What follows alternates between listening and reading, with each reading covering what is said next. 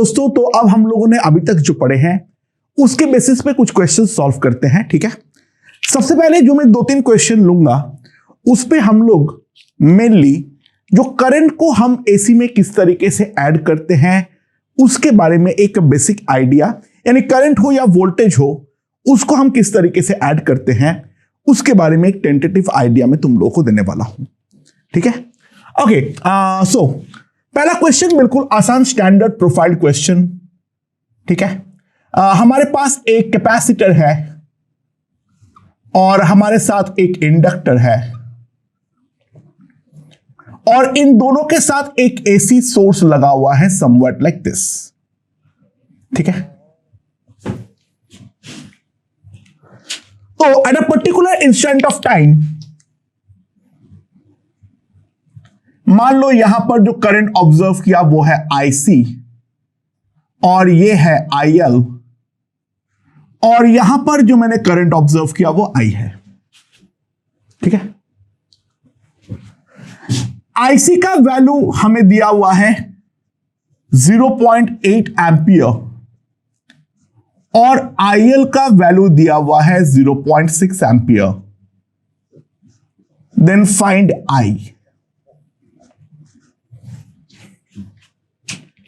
Okay, तो दोस्तों ध्यान दो, यहां पर जो सबसे ज्यादा कॉमन मिस्टेक बच्चे करते हैं उस बारे में ध्यान दो। यहां पर वो लोग डायरेक्ट केवीएल अप्लाई करते हैं, यहां पर ये लोग डायरेक्ट केवीएल अप्लाई करते हैं और केवीएल अप्लाई करते हुए केवीएल बोलो केसीएल अप्लाई करते हैं and they write it as I equals to IC plus IL and that comes out to be 1.4 ampere. But try to understand, this answer is completely wrong. The reason being, in AC, current has some phase. Current जो है उसके पास definitely कुछ ना कुछ phase जो है वो तो हमारा होगा ही होगा। एक बार इसको एकदम बेसिक से सॉल्व करते हैं। सुनो, मान लो ये वाला जो सोर्स है इसका V है V0 sin ओमेगा टी। अच्छा, यही वाला वोल्टेज IL के अक्रॉस भी लगा हुआ है, यही वाला वोल्टेज IC के अक्रॉस भी लगा हुआ है।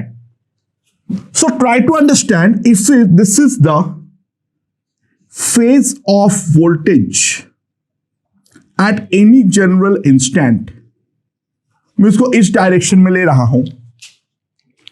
तो दोस्तों जो हमारा IC होगा वो डेफिनेटली लीड करेगा वोल्टेज को by an phase of 90 degree और जो हमारा आईएल है वो डेफिनेटली हमारा लैग करेगा by a phase of 90 degree. यानी इफ आई राइट आईसी जो होगा that will be equals to V0 by XC into cos omega t sine omega t plus pi by 2 that is cos omega t and IL will be equals to V0 by XL minus cos omega t। ठीक है, look what is given is हमें कोई एक particular instant पे इसका mod दिया हुआ है, इसका मैग्नीट्यूड दिया हुआ है और उस मैग्नीट्यूड का वैल्यूज जो है वो है 0.8 और 0.6। जब मैं दोनों को ऐड करूंगा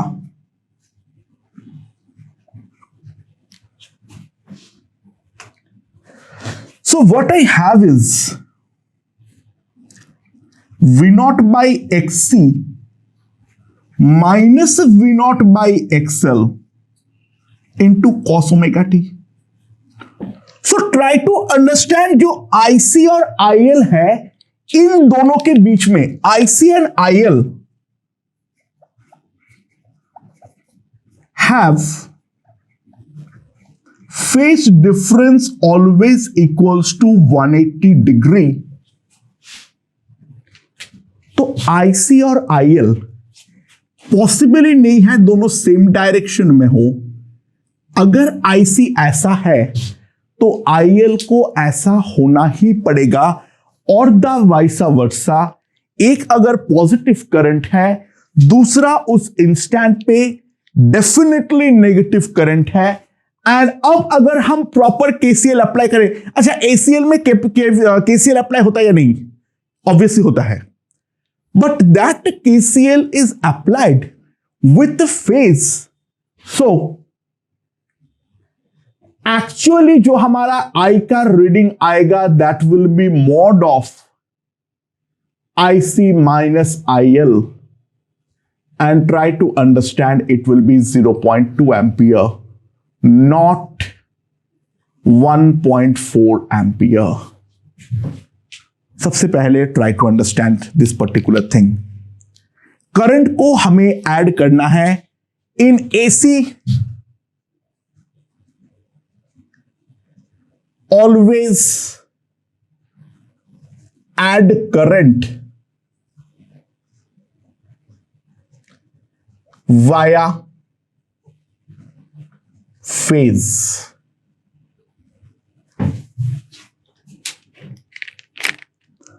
तो सिमिलरली मान लो हमारे पास क्या है, एक दूसरा क्वेश्चन के बारे में देखते हैं।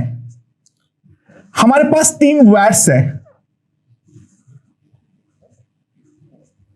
Like this. ये वाले पे करंट है I1, ये वाले पे करंट है I2। तो EI वाला करंट जो है वो हमें पूछा गया है, ठीक है। अच्छा, what is given? I1 is equals to 40 sin 314t plus pi by 6, and I2 is equals to 20 sin 314t minus pi by 3. तो फाइंड I, ठीक है। हमें I जो है वो यहां पे फाइंड आउट करना है। तो वो हम किस तरीके से फाइंड आउट करेंगे? देखो, ये I1 है, ये I2 है, right? So I will be definitely equals to I1 minus I2. But now they have to be added with phase. So what I get is I equals to 40 sin 314t plus a pi by 6 plus 20 sin 314t minus pi by 3। अच्छा, by the वे, ये मुझे ammeter reading पूछा है, इसको हम बोलते हैं hot coil ammeter. Normal ammeter try to understand pure AC में काम ही नहीं करेगा, क्योंकि आई एवरेज हमारी 0 होती है, ठीक है। या फिर अगर मान लो प्योर एसी भी नहीं है तो भी हमें एवरेज करंट जो है वो हमें करस्पॉन्डिंग डीसी जितनी मिल जाएगी। तो हॉट कॉइल एमीटर हम यूज करते हैं that works on the principle of heating, जो बेसिकली हमें IRMS का रीडिंग देगा। यानी यहां पर जो हमें I पूछा गया है वो बेसिकली उसका RMS वैल्यू कितना होगा इसके बारे में पूछा गया है, ठीक है। ओके, सबसे पहले एक बार बेसिक तरीके से कैलकुलेट करें और फिर मैं समझाता हूं जो क्या हो रहा है। Now try to understand. 20 बाहर कर लो, this right it as omega, ठीक है ना। तो 2 sine omega t cos pi by 6 plus 2 cos omega t sine pi by 6 plus sine of omega t cos pi by 3 minus cos of omega t sine of pi by 3. That we are going to get. And now let's see. इसको अगर हम पूरी तरीके से add करें,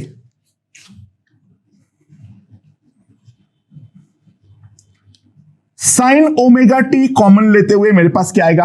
अच्छा, cos 30 is √3/2 and this is cos 60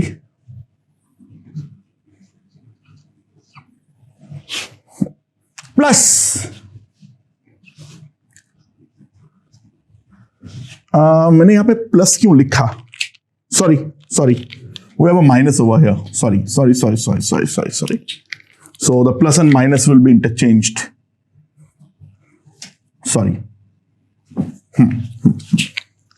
This will be √3 minus half. And now cos omega t के साथ जो हमारा आएगा, sin 30 is basically half. And यहां पर we have sin 60.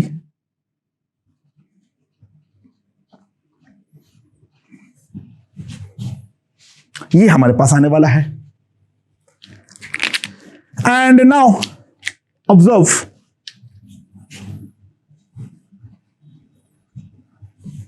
जो काम हमेशा करते हैं हम लोग, this is a sin omega t plus b, a sin omega t plus b cos omega t.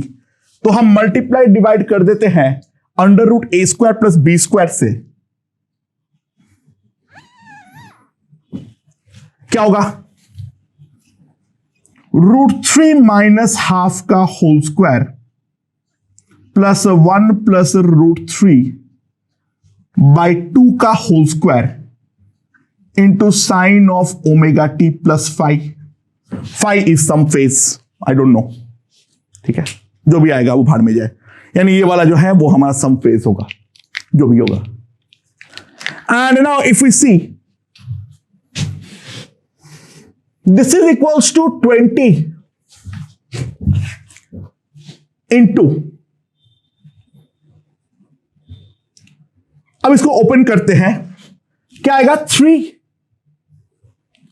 Plus 1/4 minus √3 plus 1 plus 3/4 plus √3 sin of omega t plus phi. And now if we see over here, √3 cancel, 1/4 plus 3/4 is 1, and so this is √5. So this is 20 √5 sin omega t plus phi. So जो हमारा IRMS आएगा, that will be 20 √5 by √2. And what we get is 10 √10. √10 is approximately pi. So this will approximately come out to be 31. उसे थोड़ा बड़ा कर लो. This will be approximately 31.5 ampere. तो एक बार अगर हम लोग बेसिक से सॉल्व करें, ट्राई टू अंडरस्टैंड, 40 और 20 डायरेक्टली ऐड नहीं हो रहा है, तो यहां पर ऐड करने के बारे में क्यों सोच रहे हो? Current has to be current और voltage in AC. Look, KVL, KCL is applicable as well in AC, but as the current and voltage has some phase, तो फेज सबका डिफरेंट होने के कारण उनके आगे के पीक वैल्यूज को हम डायरेक्टली ऐड नहीं कर सकते. Try to understand.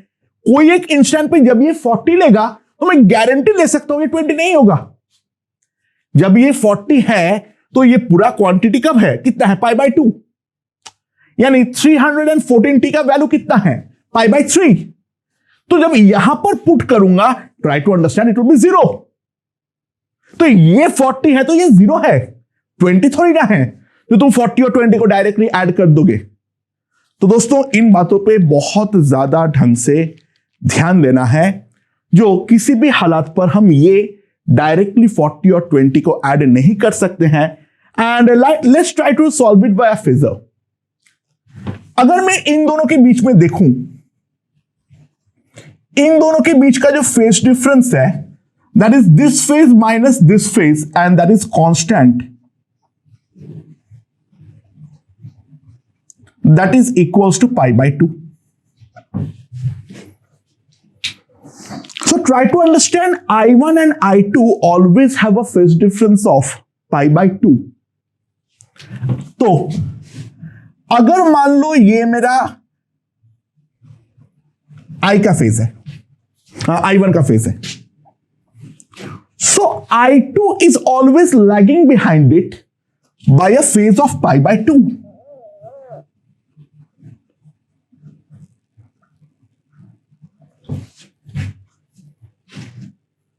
So what we have to obtain is nothing but I1 minus I2.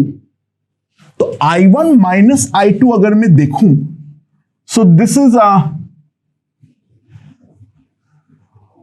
the I1 minus I2. So they have to be added vectorially. तो सिंपल सी बात है, इसका जो पीक वैल्यू है वो 40 है, इसका जो पीक वैल्यू है ये 20 है, तो इसका जो I0 आएगा 40 स्क्वायर प्लस 20 स्क्वायर। तो यहां पर अगर मैं देखूं 20 को बाहर निकाल दूं तो यहां पे 4 प्लस 1 5 आएगा, तो इसका पीक वैल्यू होगा 20√5। अच्छा, एमीटर रीडिंग या वोल्टमीटर रीडिंग पूछा है, ध्यान देना, they are always always always RMS values. अगर कभी भी एमीटर या वोल्टमीटर रीडिंग पूछा है, they are always always always RMS values. So दोस्तों ध्यान देना, जो हमारा RMS होगा that will be 20√5 by √2, that is 10√10 ampere.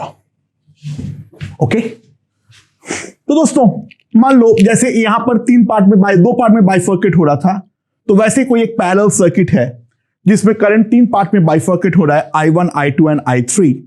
Then we have to find the total current I, that is I1 plus I2 plus I3।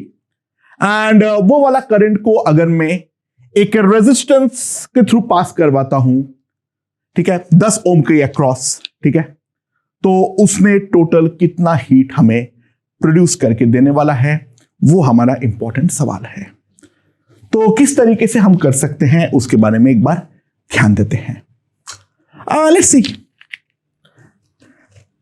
I1 जो है उसका phase को हम इस तरीके से ले लेते हैं, तो इसका जो पीक वैल्यू है वो हमारा 20 है,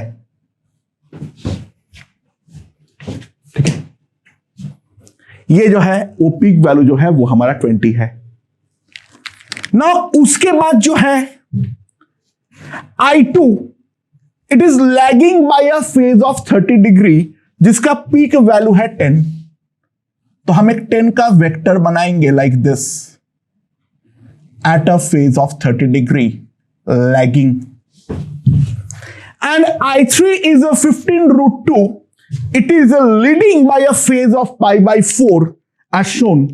So हम यहां पर 15√2 का वेक्टर बनाएंगे of 45 डिग्री।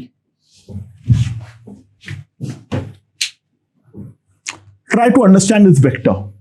अच्छा, इसको पूरा का पूरा ऐसे सॉल्व करने का मन करे कर सकते हो, लेकिन मैं कभी रिकमेंड नहीं करूंगा।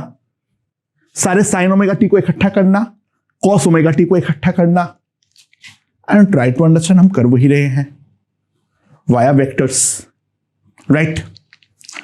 सो अगर हम वेक्टर को इस तरीके से बनाएं तो हमारे पास क्या आ रहा है, इस डायरेक्शन में नेट क्या आएगा बोलो, ध्यान दो, 20 आएगा और यहां का 15 आएगा 35, और इसका cos 30 यानी √3, √3/2, तो यहां पे हो जाएगा 5√3। सो ओवरऑल ये आएगा 35 प्लस 5√3। ना ये वाला डायरेक्शन में लड़ाई है, 15√2 ऊपर, उसका 1/√2 का कंपोनेंट यानी 15 ऊपर, और यहां पर डाउनवर्ड जो है वहां पे हमारा 5 है, 5 है, तो नेट जो होगा ये हमारा ऊपर की तरफ 10 होगा।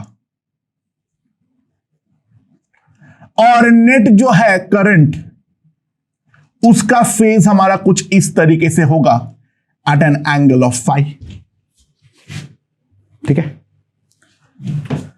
सो जो हमारा पीक वैल्यू होगा I0, that will be under root, अरे भाई साहब मर गए, 35 प्लस 5√3 का whole square, that will be 5 square. तो पहले 5 तो बाहर कर लेता हूं, ठीक है, थोड़ा जिंदगी में चैन आएगी। और यहां पे 2 स्क्वायर हो जाएगा, तो ये वाला तो 4 हो जाएगा। दिस विल बी √3 प्लस 7 का होल स्क्वायर। ठीक है। तो मेरे पास जो आएगा, इसको अगर मैं अब सॉल्व करूं थोड़ा सा, सो that will B 4 plus 3 plus 49 plus 14√3। और यहां पर अगर हम ध्यान दें, ये हो जाएगा 4 3 7, 7 प्लस 49, तो 7 प्लस 49 विल मेक इट 56। तो 56 प्लस 14√3, तो 56 प्लस 14√3 अगर मैं देखूं,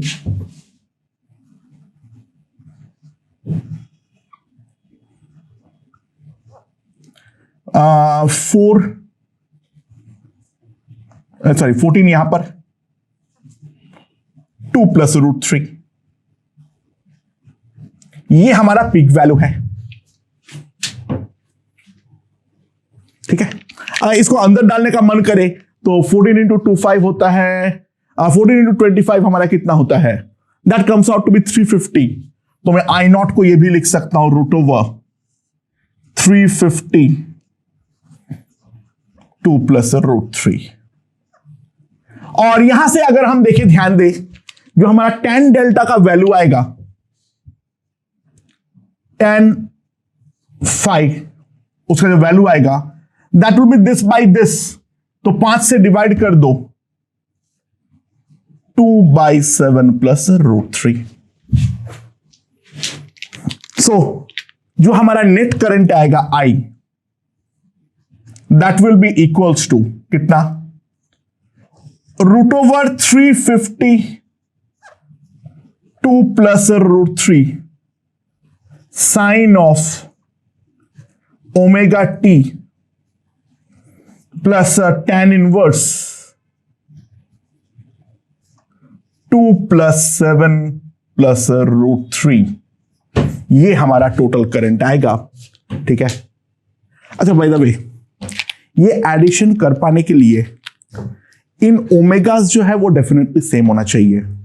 अगर ये ओमेगा सेम नहीं है तो इनका जो फेज डिफरेंस है वो खुद हमारा कांस्टेंट नहीं होगा, और वो तब हम लोग इस तरीके से जो वेक्टर बना रहे हैं वो बनाने का सेंस ही खत्म हो जाएगा, क्योंकि उनके बीच का एंगल ही फिक्स नहीं होगा। तो दोस्तों, ओमेगा अगर सेम है, t इक्वल्स टू 0 पे लो या t इक्वल्स टू 1 करोड़ साल पे लो, इनके बीच का फेज डिफरेंस फिक्स होगा, जैसे मैंने वहां पर ड्रॉ किया हूं। तो this will be the value of I। ठीक है। तो पावर P जो होगा that will be nothing but I RMS square into R। ठीक है। तो I RMS स्क्वायर मतलब इसको 2 से डिवाइड, रूट खोल के 2 से डिवाइड कर दो, तो 175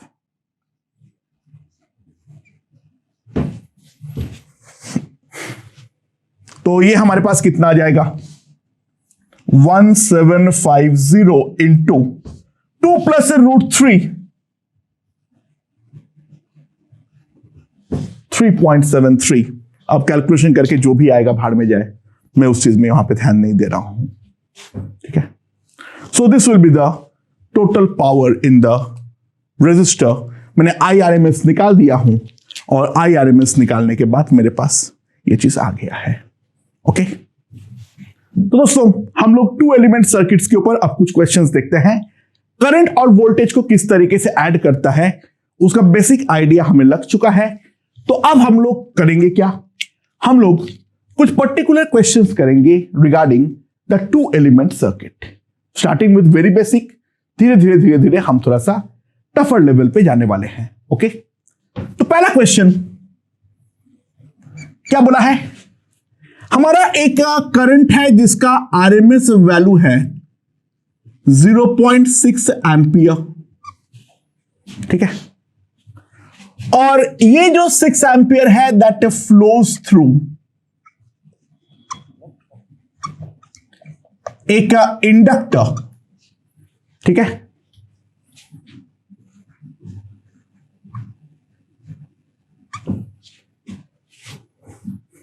L of 40 millihenry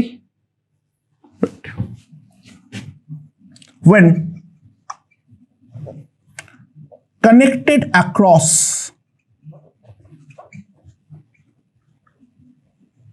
an AC source of VRMS is equals to 24 volt. Find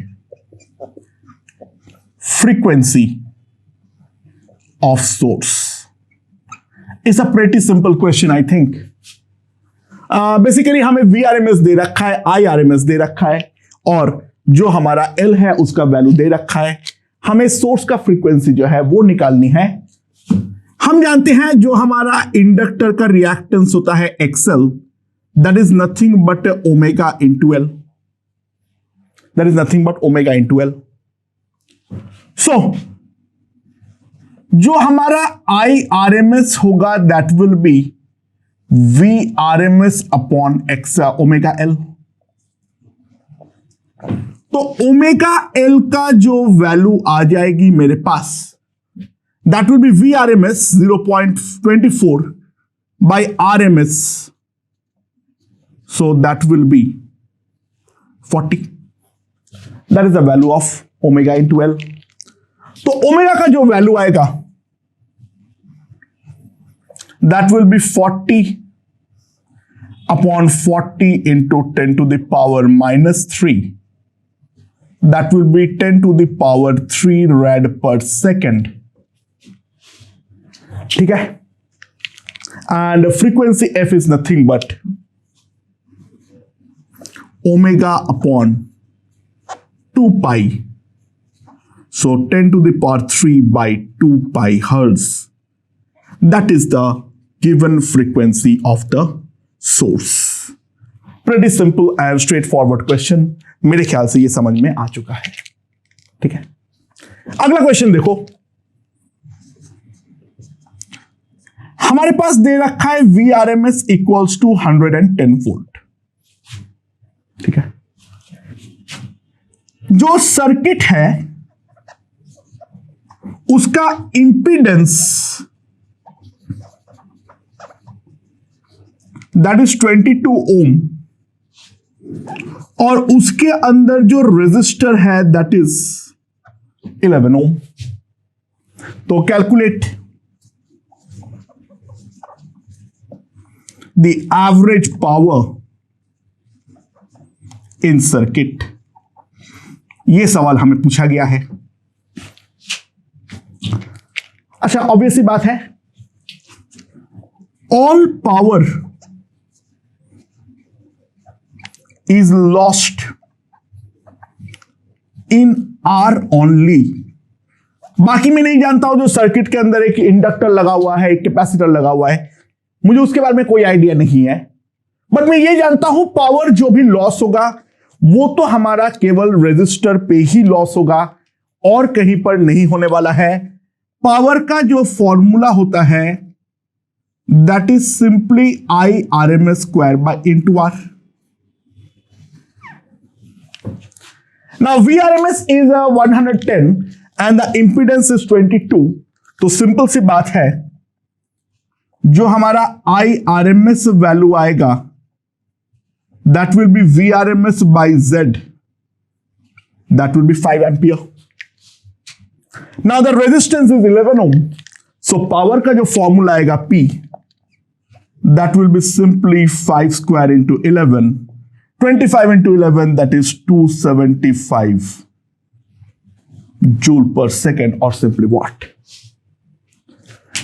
So main बात हमें इसमें यह ध्यान देना था, पावर जो भी लॉस होता है वो केवल रेजिस्टर में होता है, इंडक्टर या कैपेसिटर में नहीं होता है। VRMS दे रखा था, Z दे रखा था, IRMS निकाल दिया, सिंपली पावर के लिए IRMS स्क्वायर इंटू R, मैंने वो फॉर्मूला लगा दिया। Okay, moving on to the next question, let's see. Okay दोस्तों, so this is the circuit. हमारे पास एक AC सोर्स है एज शोन, और उसके अक्रॉस एक रेजिस्टेंस और एक इंडक्टर हमारा सीरीज में कनेक्टेड है। तो सवाल यह है, जो अगर मेरा वैल्यूज अगर दिया हुआ है तो IRMS Z, total current I कितना होगा और हमारा जो पावर फैक्टर होगा वो पावर फैक्टर कितने होंगे, ये मेरा सवाल है। तो हम किस तरीके से सॉल्व करेंगे इसके बारे में देखते हैं, let's C. It's pretty simple. यहां पे होगा हमारा resistance R, and I know in inductor current lags the voltage, तो हम XL इस तरीके से पुट करेंगे, ठीक है। और जो हमारा नेट इंपीडेंस होगा Z इस तरफ होगा, and that will give me the phase of current I, Z के along फ्लो करेगा। So if I observe this, R जो है वो 10 to the power 3 है। अच्छा, ओमेगा बाय द वे कितना है सर्किट पे? सर्किट पे ओमेगा सिंपली है 1000। तो एक्सेल का वैल्यू जो आएगा that will be 1000 into 1, that is 10 to the power of 3 ohm. ये भी 10 टू द पावर 3 है, ये भी 10 टू द पावर 3 है। तो सिंपल सी बात है, ये एंगल तो सीधा हमारा 45 आ गया, और Z जो आ गया दैट इज आ गया √2R, that is √2 into 10 to the power of 3 ohm. ये हमारा Z है। तो ये अगर हमारा Z है तो जो हमारा I होगा that will be simply 200 by Z sine of 1000t minus pi by 4। ये करंट जो है that is lagging behind the voltage by a phase of pi by 4, हाँ कि ना? This is my phi. Current साफ साफ हमारा लैग कर रहा है, तो ये हमारा आने वाला है। Z जो है वो हमारा कितना है? √2 into 10 to the power 3। So इस पर जो आ जाएगा मेरे पास, दिस विल बी √2 इंटू 100, यानी √2 by 10 sine of 1000t minus pi by 4। So that is the value of my current I। IRMS का वैल्यू कितना आएगा? That will B I0 by √2,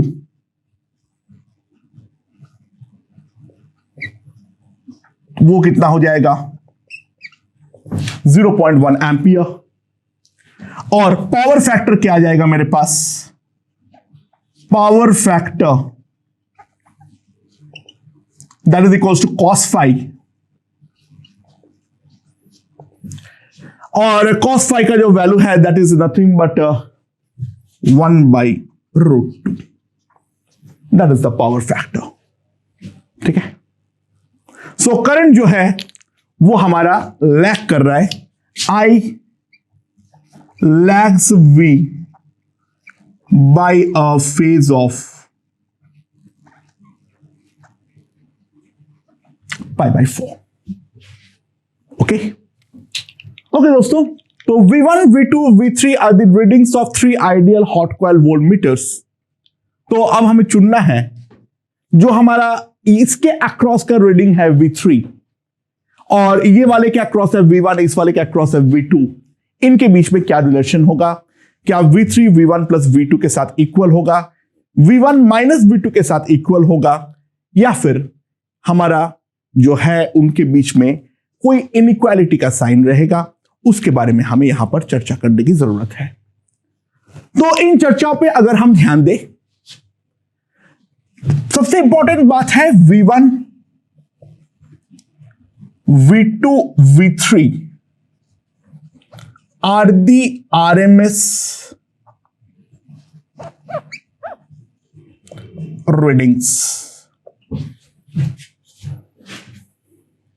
तो ऑब्वियस सी बात है, बिना फेज में डायरेक्टली ऐड मत कर देना। यानी पहली बात तो एक चीज रियलाइज करो, क्योंकि in inductor voltage leads current, voltage जो है that leads current by pi by 2 and in a resistor it follows, then एक बात तो निश्चित है, मैं इनको वेक्टोरियली ही ऐड करना पड़ेगा। तो सबसे पहले try to realize one thing important, that V1 plus V2, क्योंकि ये दोनों हमारा सेम फेज में नहीं है, ये किसी भी हालात पर V3 के इक्वल तो हो ही नहीं सकता है। नाउ ट्राई टू अंडरस्टैंड, जो हमारा करंट के डायरेक्शन में अगर मैं ध्यान दूं, तो ये अगर मेरा V1 है और ये अगर मान लो मेरा V2 है, तो दोस्तों इन दोनों का जो वेक्टर सम होगा that will be V3 like this.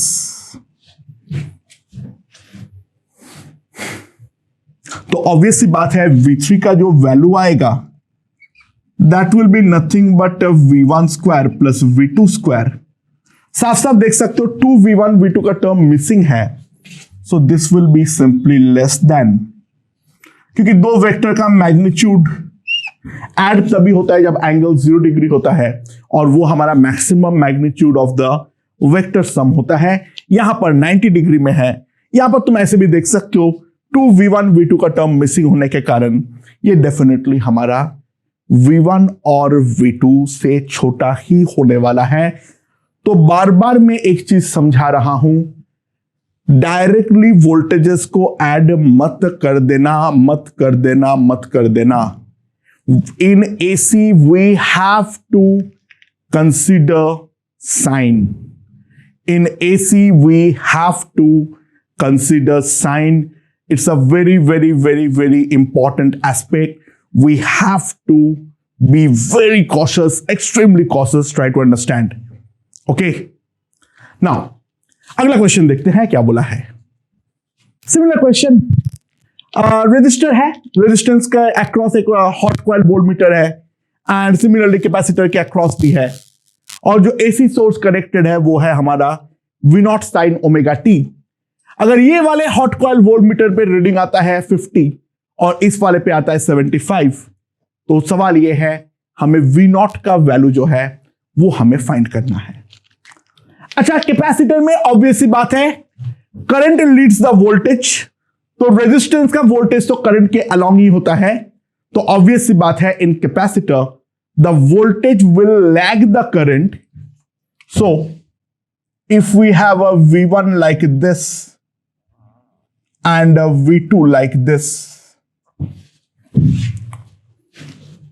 If we have V1 like this then the V2 will be like this, क्योंकि कैपेसिटर में ये हमारा डेफिनेटली नीचे जाएगा।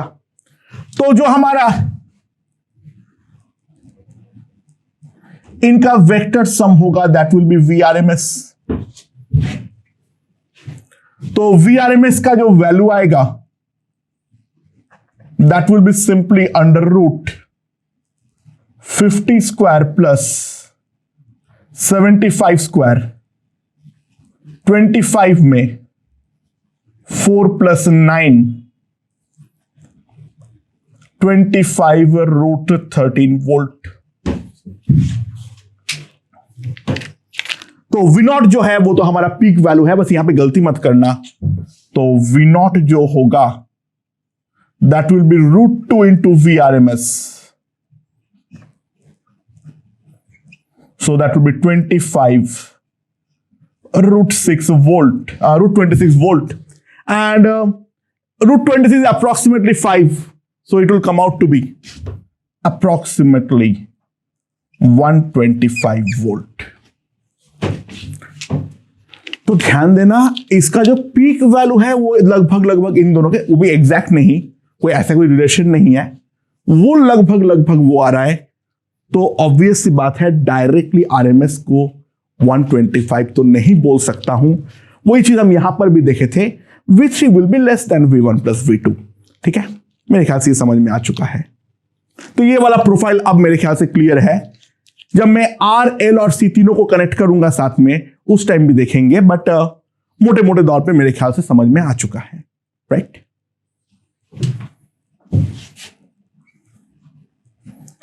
अच्छा, एक जगह पर जो मेरा वोल्टेज है V, वो आया है 5 cos ओमेगा t माइनस 5/6, और I जो है that is equals to 10 sin omega t।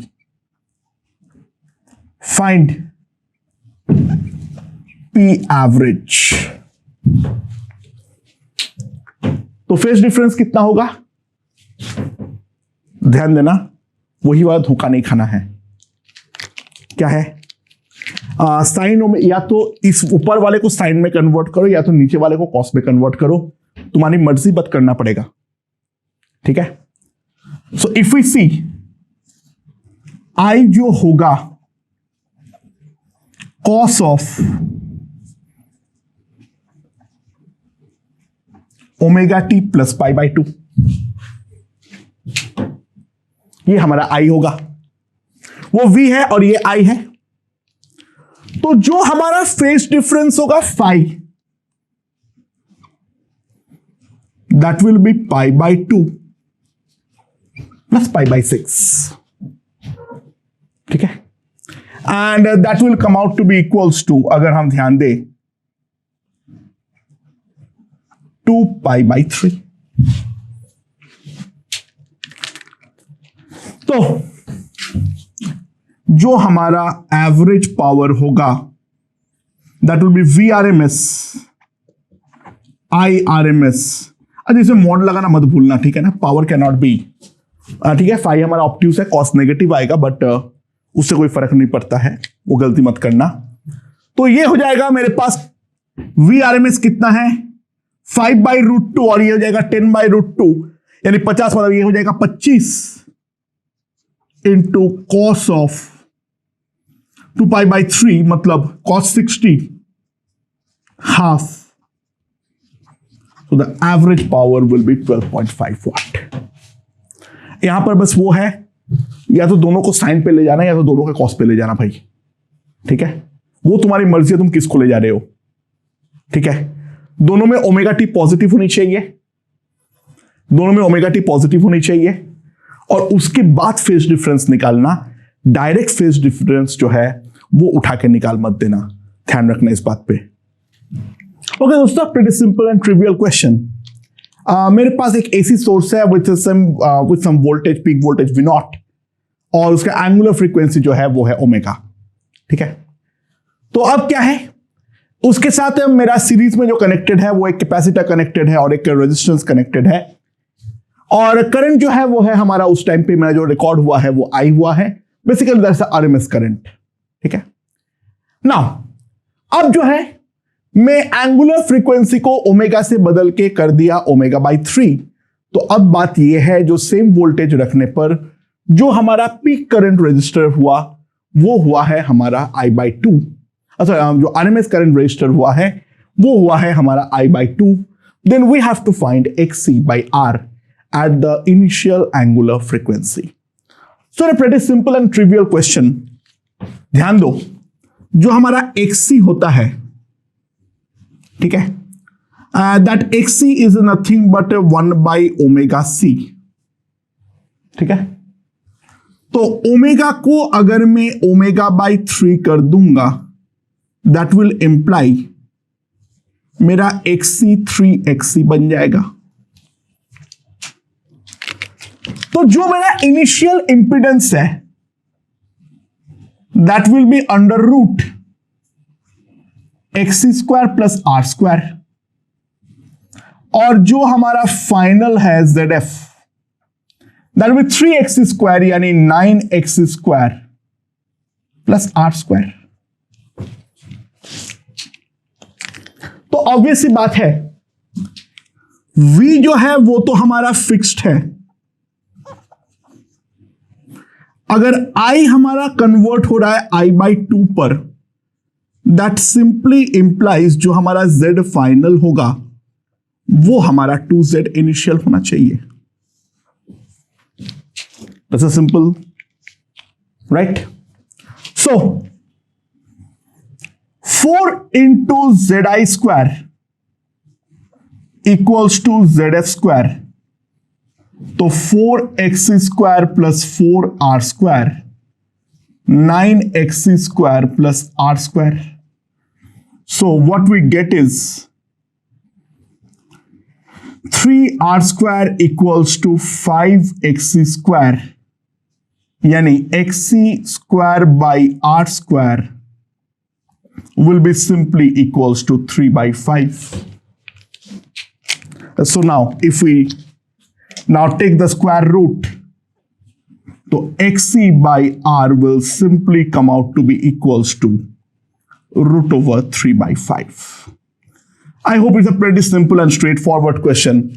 केवल और केवल मैथमेटिकल मैनिपुलेशन है, इसके अलावा इस पर और कोई दिमाग लगाने वाली बात तो ऐसा सच नहीं है, राइट? ओके दोस्तों, हमारे पास एक इंडक्टर है और एक लैंप है। The lamp has a resistance, effective resistance of 5 ओम, और वो इंडक्टर जो है उसको लैंप को अगर मैं एक 160 वोल्ट 50 हर्ट्ज का एसी के अक्रॉस कनेक्ट करता हूं, तो जो मुझे करंट मिलता है that is 10 ampere. Then we have to find the inductor and the power that is generated P। अच्छा, बाय द वे, अगर मैं ये सब लिख रखा हूं तो ये अंडरस्टूड होता है जो हमारा Vrms जो है, जो हमारा Vrms है that is equals to 160 volt, और जो हमारा Irms है that is equals to 10 ampere. अगर वैल्यूज दिया हुआ है तो इसके मतलब एसी में वो अंडरस्टूड होगा जो वो RMS वैल्यूज ही हमें दिया हुआ है, इस बात पर ध्यान देना, ठीक है? तो ऑब्वियस बात है, Vrms अगर 160 है, Irms अगर 10 है, तो जो मेरा Z होगा that is Z will be equals to 160/10, that is 16 ohm. Okay,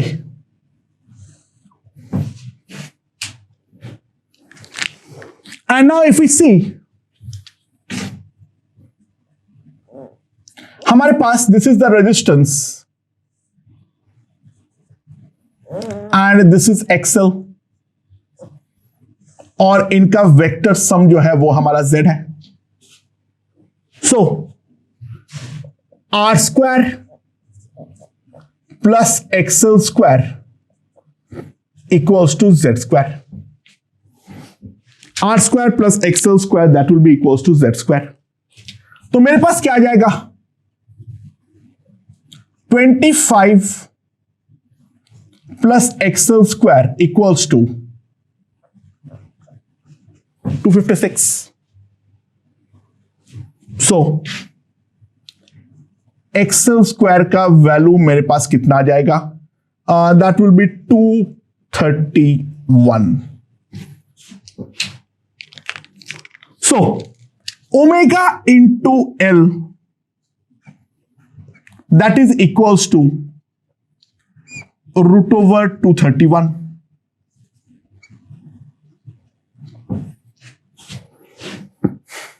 ठीक है? अच्छा, ओमेगा का वैल्यू कितना होगा? Omega is nothing but 2 pi into frequency. Frequency is given to be 100 hertz. So 100 pi into L equals to root over 231. तो L जो आएगा that is root over 231 by pi into 10 to the power of -2 henry. अच्छा, 231 का value एक बार approximately निकाल लो. 4 4 the 16, तो 71 होगा 8. तो लगभग जो है इसको मैं देख सकता हूं 41 के आसपास होगा. ठीक है, इसका वैल्यू जो होगा वो लगभग हमारा 40 सॉरी क्या बोल रहा हूं टोवर, क्या कर रहा हूं, सॉरी 1 एंड उसके बाद आ रहा है 131, तो 2. तो लगभग अगर हम देखें तो इसका वैल्यू जो आ रही है वो 16 के आसपास या आसपास आ रही है. ये तुम लगभग 15 मान सकते हो, 15 और 16 के बीच में कोई एक वैल्यू.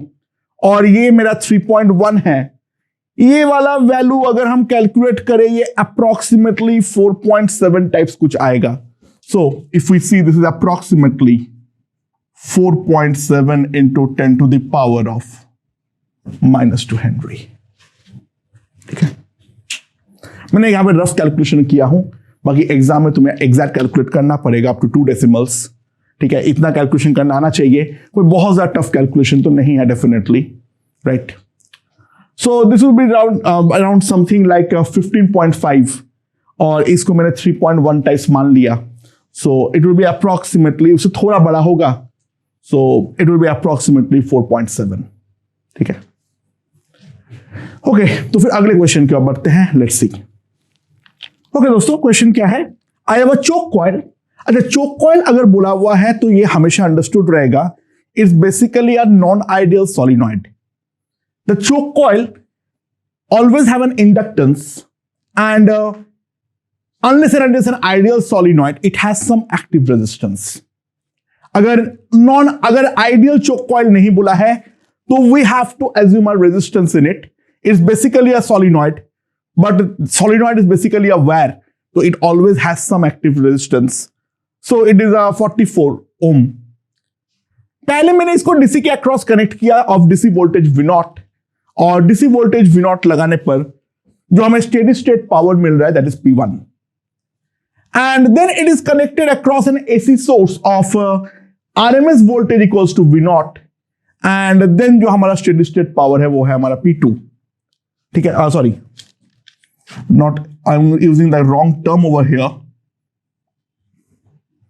जो हमारा एवरेज पावर होगा that average power equals to P2. इसमें स्टेडी स्टेट तो कभी आएगा ही नहीं. अगर P1 equals to 5 P2 है then we have to find the omega of the source. अच्छा, एक इंपॉर्टेंट बात है, इन DC at a steady state no power is lost in inductor.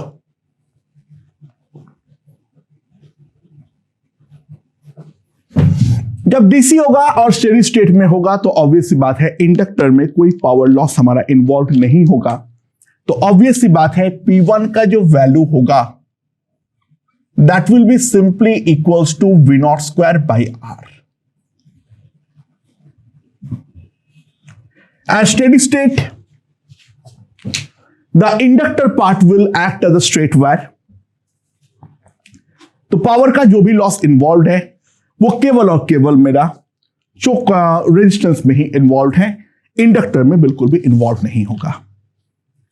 अच्छा, in the case of AC what will happen? Obvious सी बात है we will have R like this and XL like this, so we have a Z like this.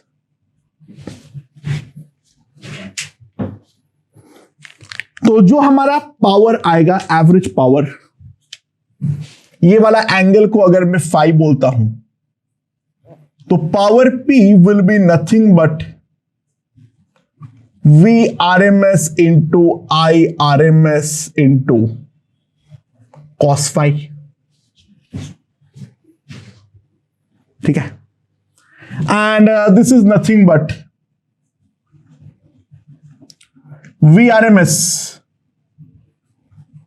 VRMS by Z, and the cos phi का value अगर हम ध्यान दें तो cos phi is nothing but R by Z.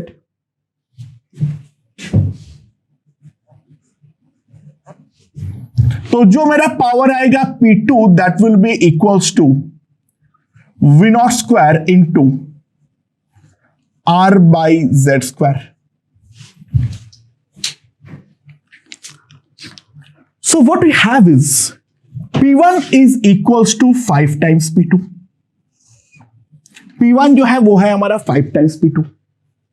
तो obviously बात है V0 square by R is equals to 5 into V0 square into R by Z square. This we have. So now V0 square cut. तो Z square equals to 5 R square, यानी Z equals to root 5 R.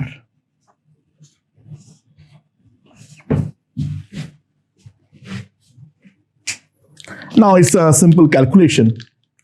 If we see, जो हमारा actually में यहां पे calculate नहीं कर लेना चाहिए था, सॉरी. एक काम करो, what I can write is R square plus XL square equals to 5R square. तो XL square जो आएगा that will be equals to 4R square, यानी XL will be equals to 2R.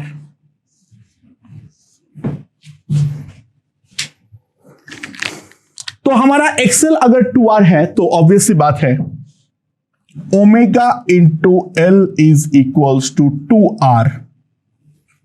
So omega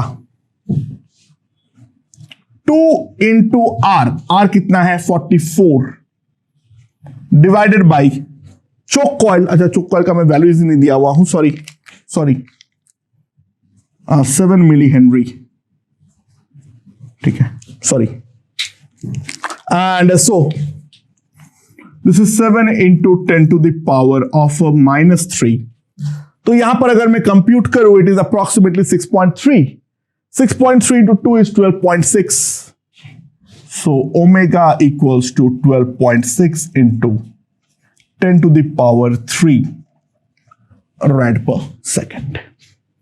So that will be the value of omega, जो कि हम साफ साफ निकाल सकते हैं. ओके, तो दोस्तों और एक आसान क्वेश्चन देखते हैं.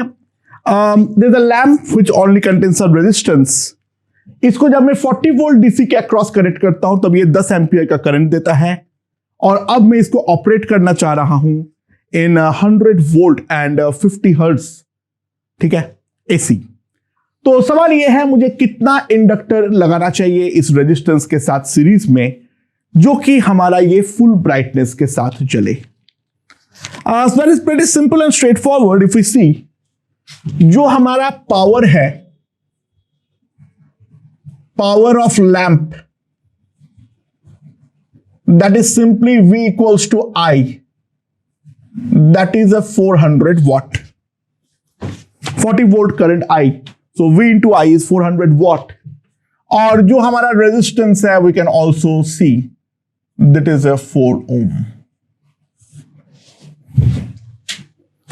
तो ऑब्वियसली बात है ये जो हमारा पावर है फुल ब्राइटनेस पे जलना चाहिए, तो सिंपल सी बात है जो हमारा P एवरेज इन AC होना चाहिए that must be also equals to 400 watt, यानी IRMS स्क्वायर इंटू 4. तो बेसिकली ध्यान दो IRMS अभी भी मेरा 10 एम्पियर ही होना चाहिए.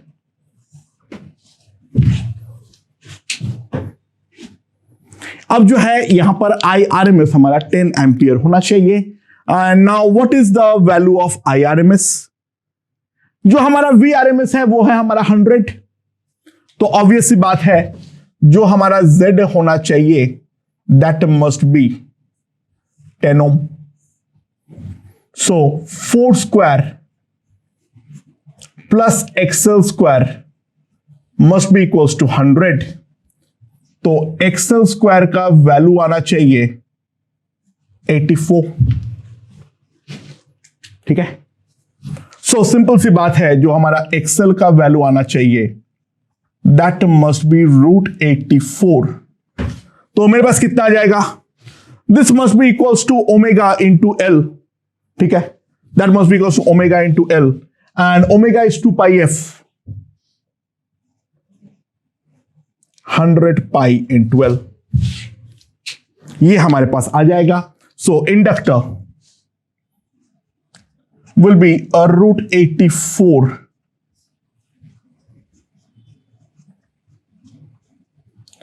so that comes out approximately 3 into 10 to the power minus 2 Henry.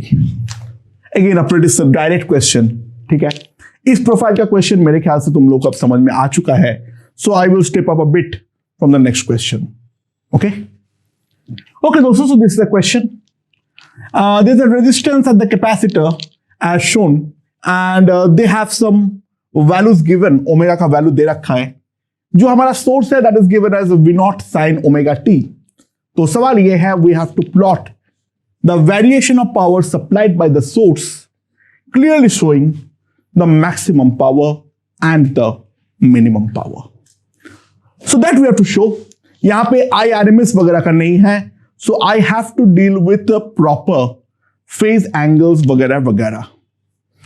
They are talking about the instantaneous power because we have to plot the graph. अच्छा, XC कितना होगा, 1 by omega C, 3RC by C, that is a √3R. In a capacitor, we know that the current leads the voltage. So if we draw, this is R, this is a √3R. This is my Z. And this is the angle phi. Okay. So it's clearly observable Z equals to 2R. And phi जो आएगा, tan phi is √3, so phi is coming out to be 60 degree. So current leads the voltage by a phase of 60 degree and with the value of Z equals to 2R. So जो हमारा current I होगा that will be V0 by 2R sin of omega t plus 60 degree.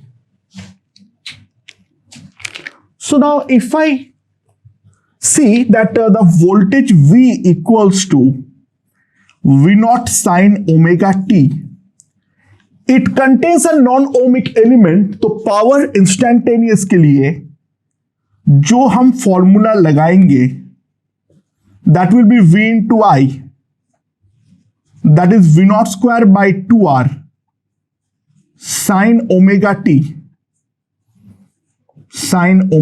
plus 60 degree, ये हमारे पास आने वाला है। So now if we see,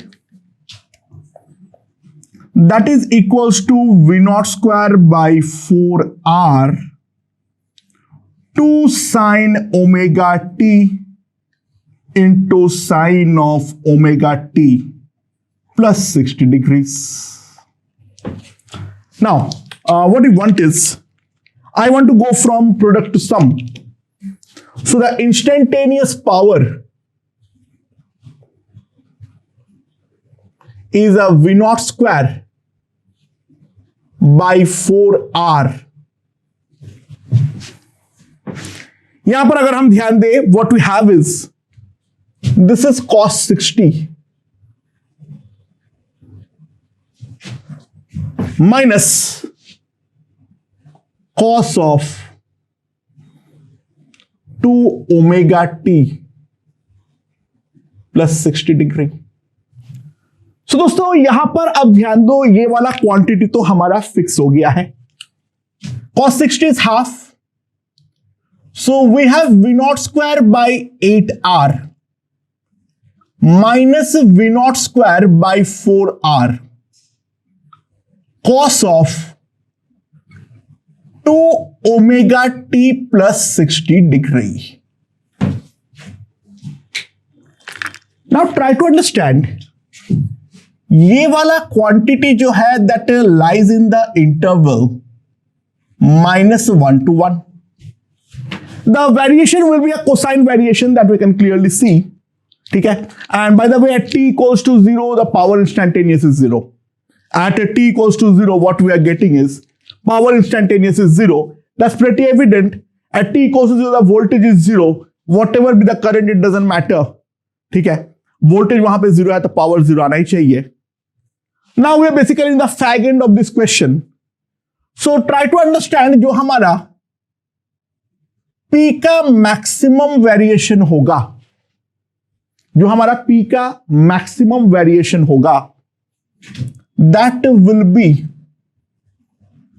when cos of 2 omega t plus 60 degree that is equals to -1, क्योंकि आगे एक minus sign हमारे लिए बैठा हुआ है।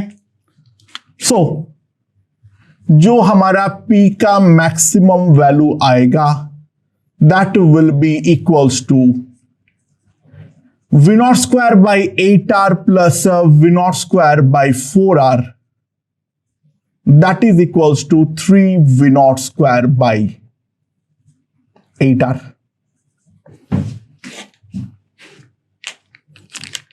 अच्छा, पावर नेगेटिव आ सकता है क्या? हाँ, जो क्वेश्चन पूछा है उस पे आ सकता है। That is a power supplied by the source but it has a capacitance, so there will arise a circumstances जहां पे रेदर देन सोर्स कैपेसिटर को हम लोग प्योर कैपेसिटी में देखे थे, पहला 1/4 में जो हमारा सोर्स है that give energy to the capacitor, and then in the next 1/4 cycle the capacitor gives the energy back to the source.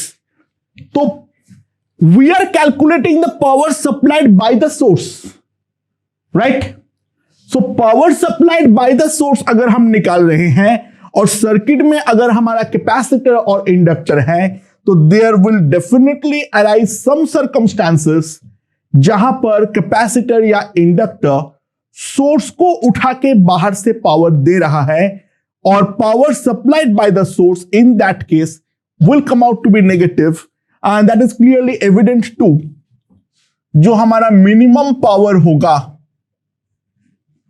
That will be cos of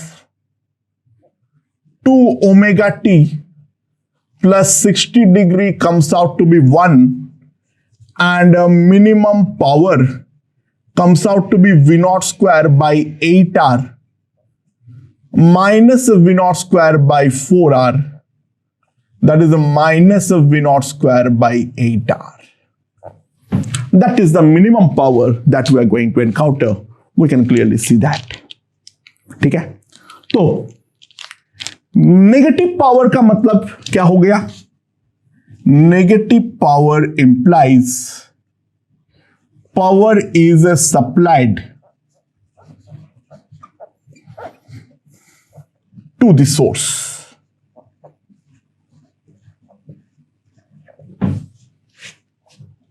So now if I plot the graph at t equals to 0, it will be a periodic graph. So this will be power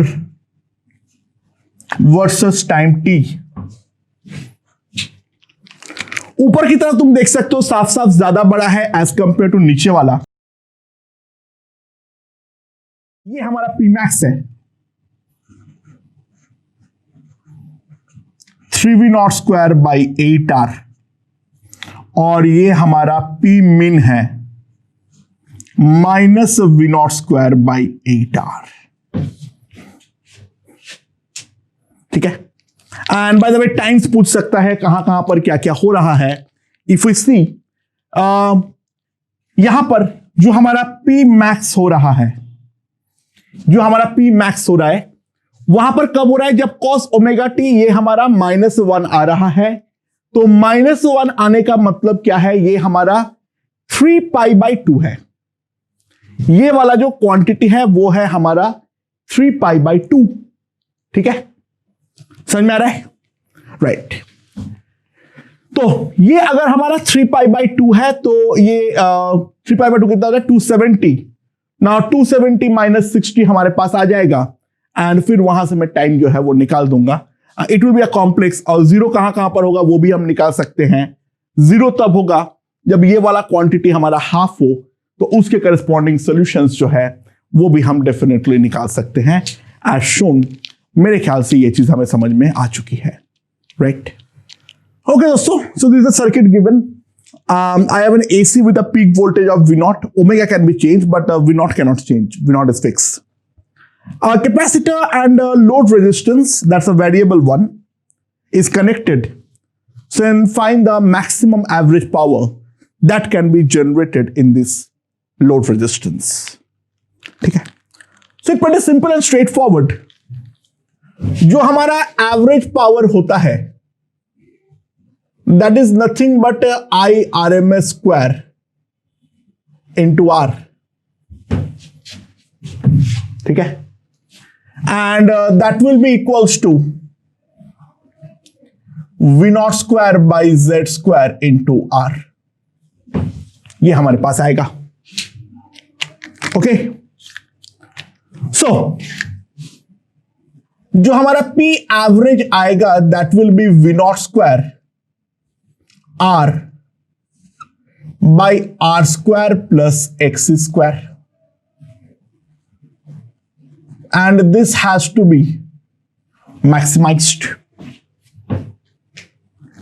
तो obvious सी बात है, जो हमारा dP by dr होना चाहिए that must be equals to 0. तो V0 square तो बाहर ले लो, R square plus x square इसका होल स्क्वायर, ऊपर क्या जाएगा, R square plus x square. ठीक है, R का डिफरेंशिएशन तो 1 हो जाएगा, माइनस R इंटू इसका differentiation that will B 2R, that must come out to be 0. तो ऑब्वियस बात है, बाकी टर्म तो काम का नहीं है, तो हम साफ साफ देख सकते हैं it is coming exactly like the maximum power transfer theory, यानी we are getting X equals to R. यानी डीसी के बहुत सारे बातें एसी पे भी एप्लीकेबल होता है। We are getting basically X square equals to R square. ठीक है, so X equals to R, तो यहां पर हमें मैक्सिमम पावर जो है वो हमें मिलने वाला है, और इसको अगर हम यहां पर पुट कर दे तो हमारा जो एवरेज पावर है उसका मैक्सिमम वैल्यू आ जाएगी V0 स्क्वायर बाई 4R, जो कि हम साफ साफ देख सकते हैं।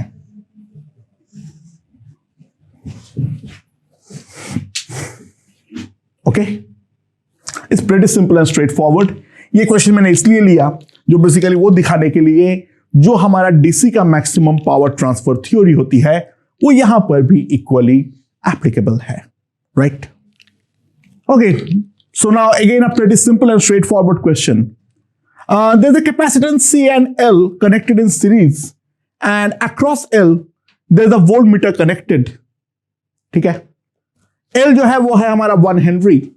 तो सवाल ये है कैपेसिटेंस क्या होनी चाहिए जो कि ये हमारा वोल्टमीटर 220 वोल्ट ही रेट करे। So that is the question. Obvious सी बात है, यहां पर अगर हम थोड़ा फेजर के बारे में देखें, वेक्टर्स के बारे में, what ever be the current, this is the direction of current से, ठीक है, क्योंकि हमें वोल्टेज को लेकर बात करना है। In capacitor the voltage lags and in inductor the voltage leads. ठीक है, सो ऑब्वियस सी बात है, एक बात तो निश्चित है, ये दोनों हमारा 180 पे बैठा हुआ है, तो हमारा जो mod of VL minus VC है दैट इज डेफिनेटली 220 वोल्ट, क्योंकि वो तो हमारा सोर्स का वोल्टेज है. And now what we need is VL equals to 220 volt. हमें इसके अक्रॉस चाहिए. These are all the RMS values. ठीक है, whatever reading the voltmeter gives is always RMS. You have to understand that thing. So VL equals to 220 volt. VL minus VC is also 220 volt. So there are two possibilities. या तो VC हमारा 0 हो जाए, या तो जो VC है वो हमारा 440 वोल्ट हो. ओके दोस्तों, तो VC मेरा 0 है और यहां पे या तो VC हमारा 440 वोल्ट है. अच्छा, VC 0 आने का एक ही तरीका है, that is there is a no capacitor. ठीक है, कैपेसिटर हम हटा दे, बेसिकली वो मेटालिक वायर हो, और मेटल का जो हमारा कैपेसिटेंस होता है वो हमारा इनफाइनाइट होता है, यानी C tending to infinite mu F.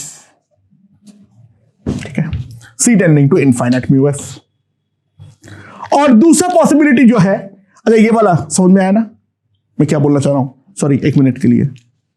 VC 0 है, मतलब यहां पर कैपेसिटेंस एग्जिस्ट ही नहीं करता है, यानी बेसिकली वहां पर एक स्ट्रेट वायर हो और मेटल्स का कैपेसिटेंस जो होता है वो इनफाइनाइट होता है. सो जितना मैं C को बड़ा करता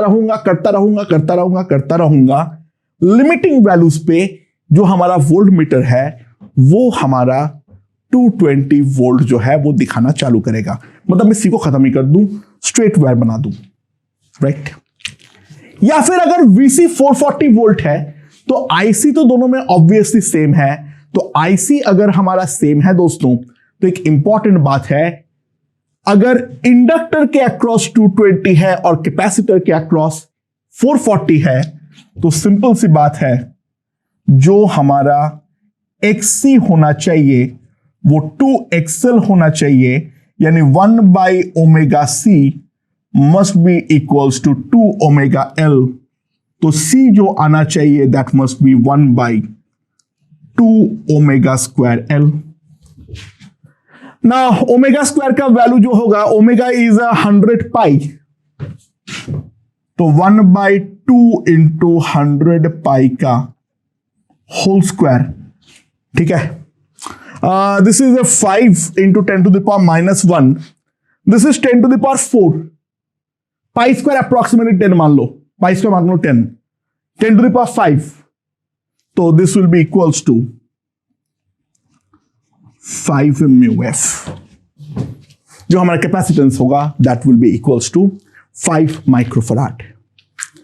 अच्छा, by the way, what is the forbidden capacitance? ध्यान देना,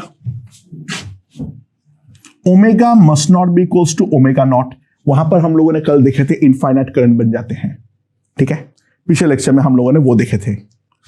सो omega must not be equals to omega naught, यानी 1/√LC must not be equals to 100 पाई.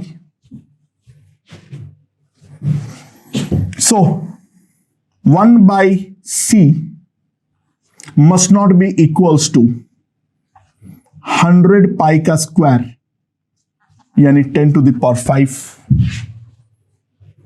तो C must not be equals to 10 microfarad. 10 microfarad is a forbidden value. वहां पर हम जानते हैं infinite current batch हो जाएगा, सिस्टम हमारा रेजोनेंस करेगा एंड वहां पर जो सिस्टम है उसमें विस्फोट हो जाएगी. सो वो हमारा फॉरबिडन वैल्यू है, because it will produce infinite amount of current. Okay,